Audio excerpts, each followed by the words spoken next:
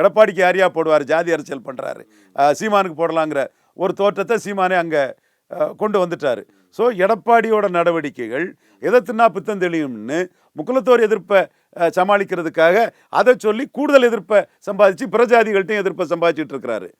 விக்கிரவாண்டியில் நிற்காம 10.5 ஜாதிவாரி கணக்கெடுப்பு நடத்தாமல் கொடுத்ததில் நான் வன்னியர்கள் ஃபுல்லாக அவங்க எதுக்குறாப்புல.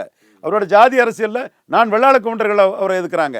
அப்போ நான் வெள்ளாள கவுண்டர் எதிர்ப்பு, நான் வன்னியர் எதிர்ப்பு. தென் மாவட்டத்தில் யாருக்கும் நம்பத்தன்மையற்றவராட்டு மோடிக்கு ஓட்டு போட்ட இந்து நாடார், தேவேந்திர குல வேளாளர், யாதவர், முத்தரையர், உடையார் எதிர்ப்பு.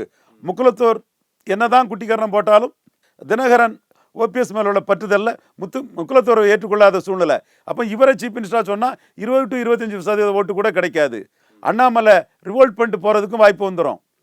ஸோ அண்ணாமலை ரிவோல்ட் பண்ணி போனால் பாஜக ஓட்டில் மிக பெரும்பகுதி போயிடும். அமித்ஷாவே நேரில் பார்த்துட்டாரு.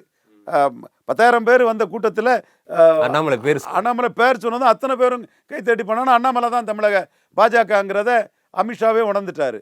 அப்போ இந்த சூழ்நிலையில் இன்னொரு சிஎம், உங்களை தவிர இன்னொரு சிஎம்னு இருந்தால் எப்படி இருக்குங்கிற அந்த இதுவும் பெட்டருங்கிறதையும் பாஜக நினைப்பாங்க. கட்சி நீங்கள் வச்சுக்கிடுங்க, ரெட்டலை நீங்கள் வச்சுக்கிடுங்க, நீங்களே எல்லாருக்கும் டிக்கெட் கொடுங்க, சிஎம் கேண்டிடேட் உங்களுக்கு பதிலாக இன்னொருத்தர் என்னங்கிறதையும் அவங்க வச்சுருப்பாங்க.